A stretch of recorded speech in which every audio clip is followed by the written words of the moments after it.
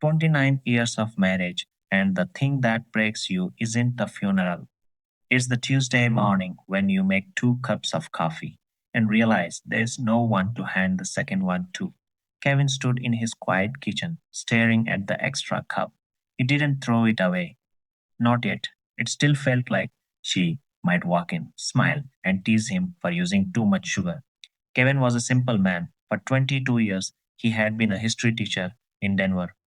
He liked routine, chalk on a board, old maps, stories of the past that made sense because they were already finished.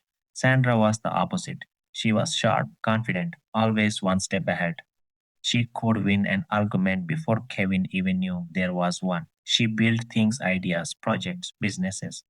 Kevin never fully understood what she did, but he trusted her.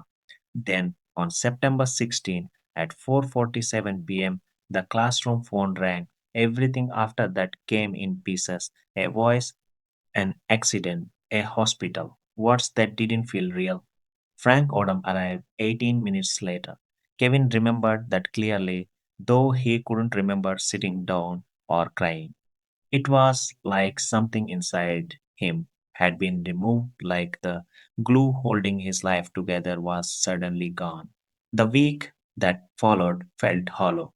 People came and went. Food appeared on tables he didn't remember setting. Conversations passed through him. Saturday was the funeral. Kevin stood there, shaking hands with strangers who spoke about Sandra like they knew her deeply. More friends than he had ever heard of, more stories than he had ever been told. That was the first moment something didn't feel right. On September 23, a man knocked on Kevin's door. Victor Paulson, calm, polite, carrying a black briefcase. Inside was a deed and a matte black key card. A penthouse, Spire Tower, PH2, worth $2.1 million. Kevin stared at the card, his hands slightly shaking. Sandra had never mentioned it, not once. 15 years into their marriage, she had said something strange just once. Nothing illegal, she had smiled. I'm building something for us. Kevin had left it off back then. Now it didn't feel like a joke. He called Frank. Frank listened quietly, then said, "Whatever's in there, she believed you could handle it." Now Kevin stood in his kitchen, the second cup of coffee growing cold beside him, the black key card heavy in his hand. He looked at it like it might answer him. "Sandra," he whispered, "what is this?" Rat call away my attorney review everything overnight. Her play at 11 p.m. Legally clean. Come in at 9. What she told me next stopped me cold. Kevin sat across from Rat still holding the black key card like it did not belong to him. The LLC is clean, she said. No debit, no partners listed. Purchased outright. 8 years ago. She paused, then slid a document forward. You might want to be sitting down for page 3. Kevin did not remember driving to Spire Tower. He only remembered circling the block twice, his thought louder than the traffic. When he finally walked inside, everything felt too polished, too quiet. At the front desk, a woman looked up and smiled gently. We were all fond of Mr. James here. Kevin froze. You knew Sandra. The woman nodded. Teeth marrow. The elevator ride to 42 floor felt longer than it should have. His hand hesitated before pressing the key, called to the radar. A green light blinked. The door unlocked. Inside the city stretched out through glass walls, clean modern, not Sandra style at all. And on a great couch, a woman sat waiting. She did not look surprised. Kevin, she said calmly, I'm Carla Payan, Sandra business partner 11 years. Kevin sat down slowly as Carla explained it. Corporate intelligence, private meeting, high level dispute, CEO stepping down quietly, deals that could not exist on paper. This place, Carla said, was natural ground. Kevin struggled to connect it to the woman who corrected his grammar and forget where she left her keys. Carla watched him carefully. She said, You were the most honest, uncomplicated person she had ever known. Kevin swallowed that did not feel like a compliment anymore. Carla handed him a letter, handwriting, Sandra Cursive, dead 14 months ago. His hand trembled as he read. She admitted everything not just for safety but because part of her wanted it. The control, the separation. Some of it was cowardice, she wrote. Kevin blinked hard. The final lines hit the hardest.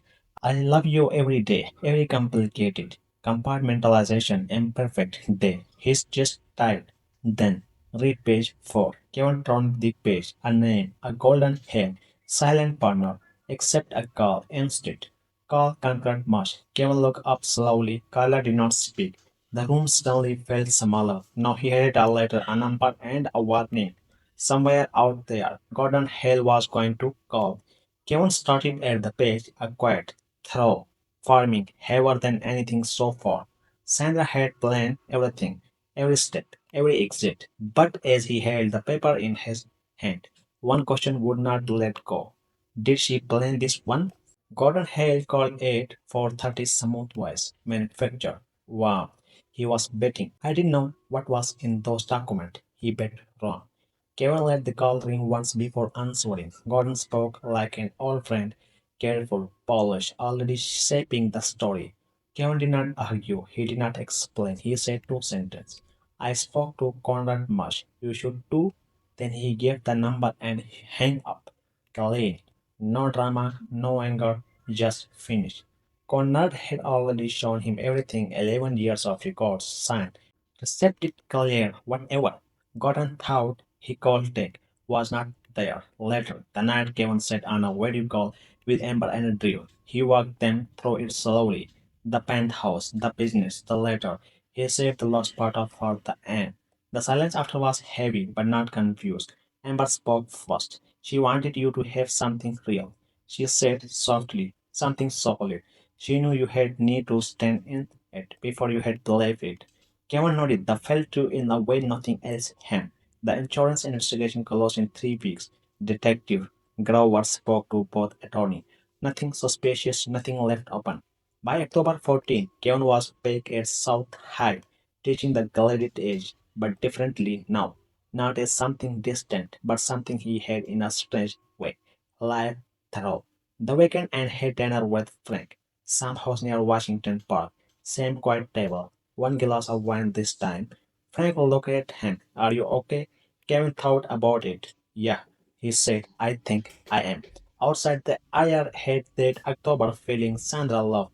Cold, honest, nothing pretending to be warmer than it was. Kevin stood by the window the later that night looking out at the city, at everything she had built, at everything she had hidden, and somehow at everything she had still chosen.